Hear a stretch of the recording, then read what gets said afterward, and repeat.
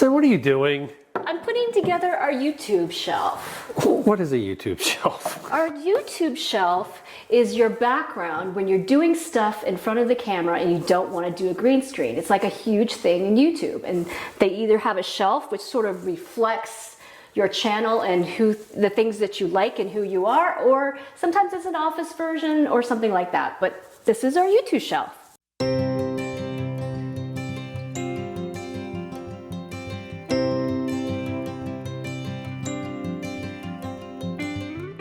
Okay, welcome to this week's episode of Luv Subbin. And what's this week's topic? We're going to talk about the cost of RVing. Yeah, we get a lot of the ideas for our videos from Airstream addicts, Facebook groups, other things.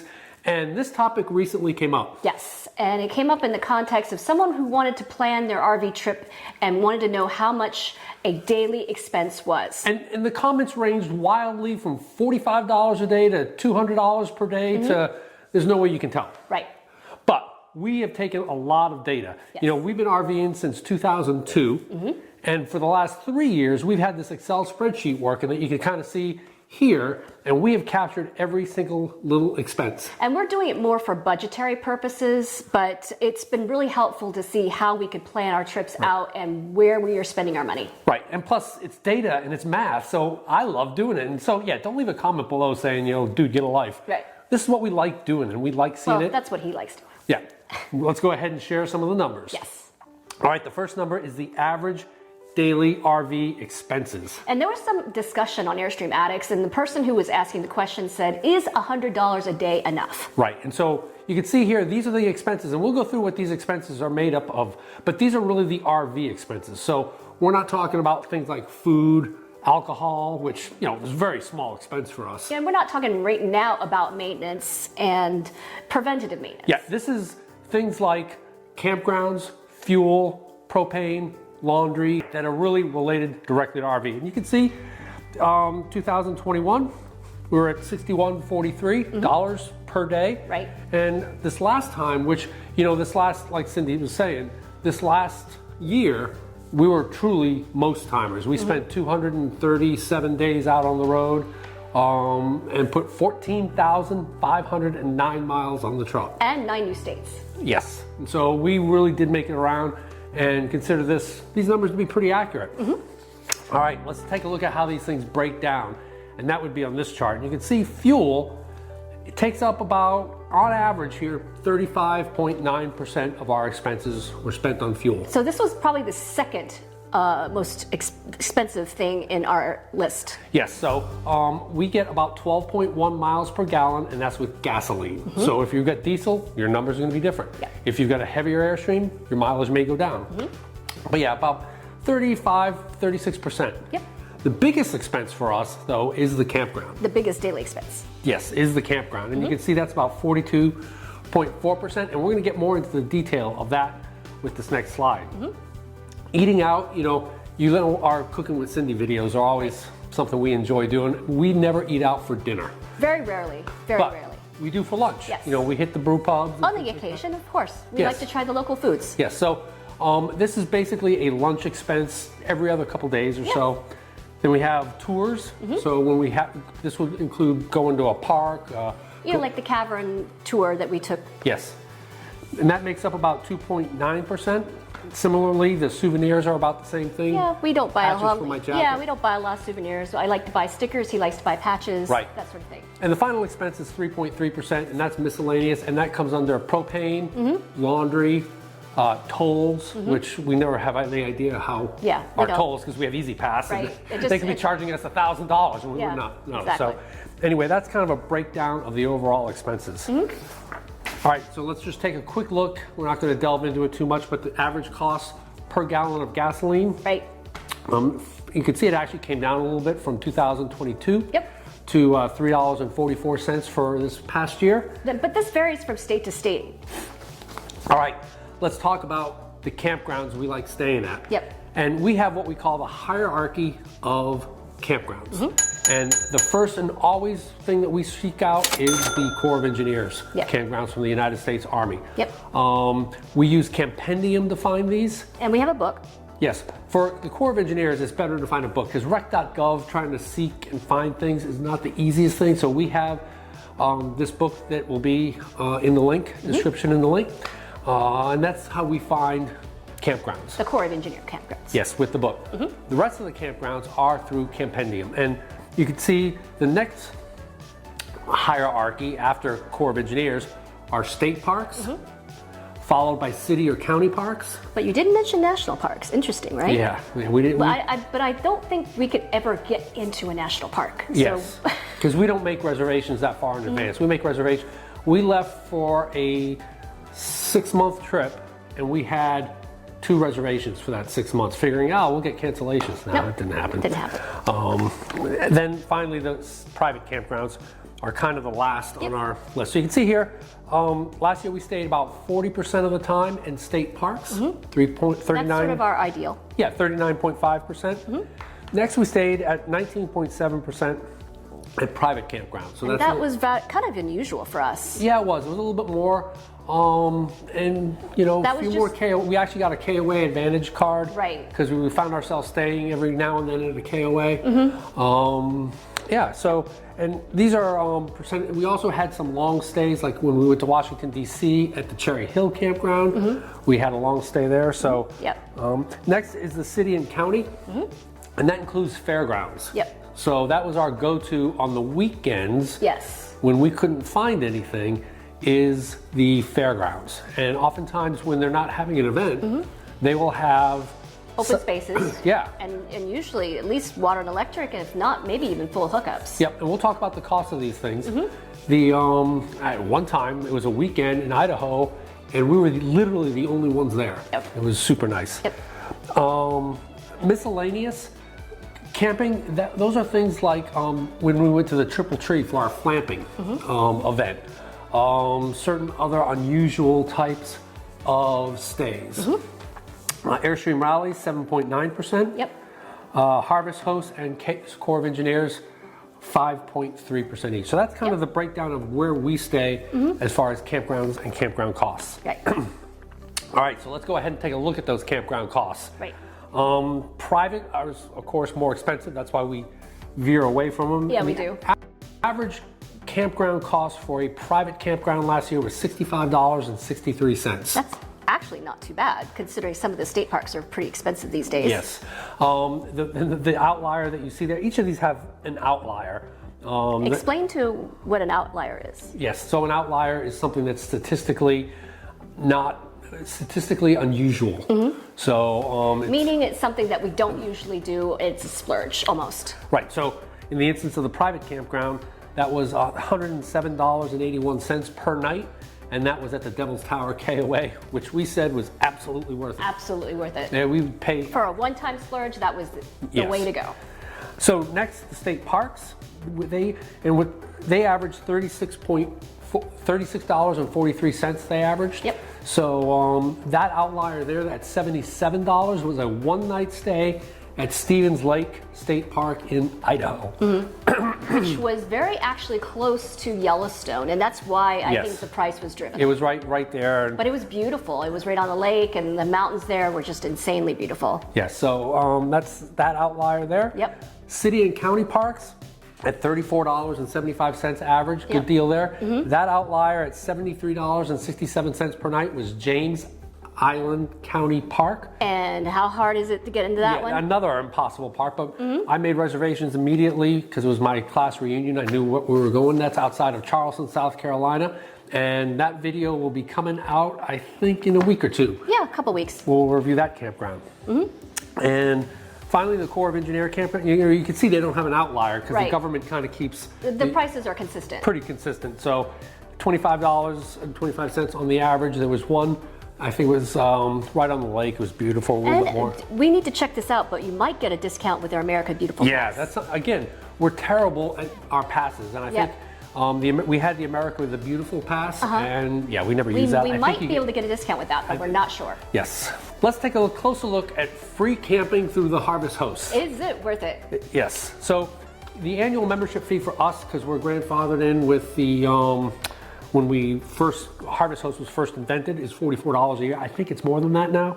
The question is does Airstream offer a discount Yes, if you're they a do. WBCCI Yes, member? if you are in the Airstream Club, you'll get a discount. So, but that's not through this. We Yep. did that before that. Yep. So, when you stay at a Harvest Host, you're Courtesy. really, you're a bad person if you don't support the person at the Harvest Host. They're not doing this out of the goodness of their heart to RVers. They're doing this because they're a business. Right. And so we always try and Support the business. you can see here how we supported them. Saba Vineyards. Uh-oh. Yes. 65. Well, yeah, we enjoyed the wine. Yeah. That place, they had outdoor music, live music. Yep. The weather was perfect. Yep. It was just one of those things where we're like, hey, we'll get a bottle of wine. Then we'll get one to go. And we'll get one to go. And I think that was, Yeah.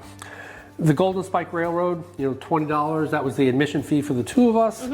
The National Buffalo Museum, again, the admission fee. And Red Shale Vineyards. We only stayed at 4 Harvest Hosts this year. And 2 of them were vineyards. And 2 of them were vineyards, 2 of them were different things. And that's just because our fridge still is not, it's wonky on propane. Yeah, we got to get that fixed. I'm baffled on that one. But that's for another video. But it runs perfectly On electric. on electric. It freezes all your stuff. Yeah, pretty much on 3. Yep, and the burner's clean, so don't Yeah. leave. The burner has been cleaned out. The flame is perfect. Yep. I just don't get it. But Yep. anyway, so you can see our total cost per night at a Harvest Host is the average spend is $33. Okay. Again, with that one outlier at Yep. Saba, and so the total cost when you add up the membership fee and the spend was about $44 per night, which puts it, Probably at about a average a little bit more campground. than a state park, somewhere in between there. Yeah. But obviously, the more you stay, the more that membership fee is going to be Right. And so- amortized over the Yeah, stay. so if you take advantage of it a lot more, you'll be able to save that cost a little bit. but you're still going to be spending $20-30, which is right around what a Corps of Engineers. Depending on what you're Yeah. visiting. So anyway, we like Harvest Hosts. Yep. We're going to stay a member. Yep. We didn't get a chance to use it because, like I say, during the summer when your fridge doesn't work. Yeah, that's kind of rough when it's 90 degrees. Okay, let's go ahead and look at some of the maintenance costs. What broke on the trip this year? A lot. Well, yeah. Yeah, a lot. Well, we had to put in a new fridge door. So $277 for a new fridge door. Yep. And we had cobbled that one along. Next expense was our air conditioner shroud cracked. That was on I-84. That was an unfortunate expense. That was we dumb. cannot figure it out. Yeah, I have no idea how that happened, but Right. that was $199 for the air conditioner shroud. Yep. We replaced the bathroom mirror. Yep. Whether that was a broke or we just Well, that was a thing that the mirror was just starting to not look good anymore. so we did that ourselves. Oh, and it was also kind of hanging off the hinge too. Yeah, the hinge was breaking because it of was wear a and piano tear. hinge that was coming off. Yeah, So it was wear and tear. total spend there was $204 to replace the mirror. Yep. Which was still cheaper than the $970 that an Airstream dealer quoted me Yep. for the mirror. So we had it made ourselves. And we did the labor. Yep. We do all our own repairs. Yep. A new battery disconnect relay, $62. Yep. I think that was just an age of Yeah, when we were break. doing the research on that, they say they do wear out Yeah. on occasion. So, after 22 years, we needed to do Now that. the next one kind Yeah. of annoyed me, right? Yeah, because if you've been watching our channel, you know our trials, our hate relationship with our Furrion stove. Yep.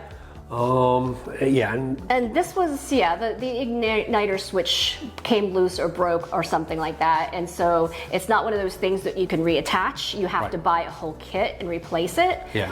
And so it's you could have continued to light it with a lighter, but it's made to just use the switch. So we had to replace that switch after a year and a half? yeah, Yeah. they're not happy with that one. No. And then finally, of course, we replenished our cabinet latch supply, which. Now the question is that preventative maintenance or is that actually maintenance? Well, I don't know. I did not record how many latches we actually replaced this year. I think but a couple. a couple. Yes. We'll just leave it at that. And we're going to try actually some new latches this upcoming trip and see if they do a little bit better. Yep. And so total repairs for last year were $831.51. So And some of those were kind of unusual, like Yeah. we hope that the air conditioner shroud does not break again. yeah, and the door last, but And we're not going to have to pay $200, for a new bathroom mirror. Yeah. So finger some of strap. those you just got to understand. Those are the expenses. You can Yep. see how they might work for you or not. Yep. Okay, so then we did preventive maintenance. Yep. A couple of different things. The tube of Sikaflex to do a little bit of resealing on the roof. A third of a bottle of Walbernizer wax. You know, like 22-foot Airstream, it takes about a third of a bottle per keep wax. Keep it waxed, keep it looking nice. I only did it once last year. We were on the road more than that. I repacked my own bearings. So there was a bearing repack, which included new seals and grease. I helped. And you helped, absolutely, you did. Very That was a messy good job. So the big expense last year, of course, were 4 new Goodyear Wrangler truck tires. And you replaced them how long? Yep, it was replaced at 65,057.1 miles, or about the 5-year point. So can you break that? I mean, is that a legit expense for 1 year, or is that something that you can break up into like 5 years? Yeah, I mean, if you're looking to plan, yeah, it's like $200 a year for tires you can plan, because that you are going to replace. Yeah, and we went through the Airstream Club again with their discount for Goodyear tires. They do Michelin as well, and the thing that people might not know is that it works for your truck as well, not just your RV. Yep. So that was a big expense. Yep. 2 oil changes last year. And you change your own oil. I changed my own oil, so 176.88 for it takes 8.7 quarts of Mobil 1 synthetic each and every oil change, and the filter. And the truck burns about a quart of oil every 3,000 miles or so. Comment below if you've got an F-150 with the 5-liter V8 engine, how often you add a quart of oil. For us, towing, it's about every 3,000 miles. And then finally a new fire extinguisher. We had an old crappy one that was 22 years old, and it was one of those that you cannot refill. It was a one-time use fire extinguisher, so we replaced that one. It's a good thing to get. All right, some other items that we did. Last year, as you know, we love our Starlink. That was a purchase, but it was worth it. It was, yeah, and you can tell because in our Luv Subbin Awards, it got a Lifetime Achievement Award, even though we've owned it for less than a year. Yes. That's how much we loved our Starlink. Yes. And it provided, you know, because obviously these videos, when we upload them at our house here at the Global Luv Subbin headquarters, it's pretty easy. When you're at a campground, it's not. On crappy campground Wi-Fi or no Wi-Fi, you're at a McDonald's. Yes, it's a lot more challenging. So yeah, we love that. We pay it was $599 for the hardware, one-time charge. And then it's $150 a month. But the other cool thing too with Starlink is that the mobile version. The mobile version versus is that you can just pause it, and it's not like trying to cancel cable and you have to listen to them talk you into 20 different things. Right. It's a matter of you go to the website, you hit pause. And you're paused for as long as you need to be. Yep, and when we go next month to pick it up, we hit start and it goes again. So that's really good. Super convenient. So this next one here is interesting. Yeah, the insurance for our Airstream is for both collision and comprehensive. The collision is $1.30 a month, $1. And comprehensive is 2 cents a month. You didn't tell me that. Yeah, that's per month. I had to actually divide it by 6 because our insurance policy is every 6 months, and they give you the cost. And it was actually 13 cents in comprehensive every 6 months. That doesn't sound quite right. Well, so here's the deal. Our insurance, because I saw this last year and I panicked. Again, watching Airstream Addicts Facebook group, there was all this talk of insurance. And I'm like, oh my God. We have insurance through USAA, and it is not Progressive through USAA. It is actually USAA. We were grandfathered in because we've had insured USAA forever. 22 years ago when USAA was still insuring boats and RVs. They don't do that anymore. When we had our boat, it was Progressive through USAA. Correct. But so I called them. I'm like, oh my God, what's happening? You know, this can't be right. And they're like, no, it's right. But the thing is this is the replacement of the Airstream, were it to be total, is based upon the NADA Blue Book, the value as per NADA. Correct. It's not the replacement value. To replace our Airstream would what cost? 85. Probably. I think the 23 Flying Clouds are pushing 90, 85 to 90.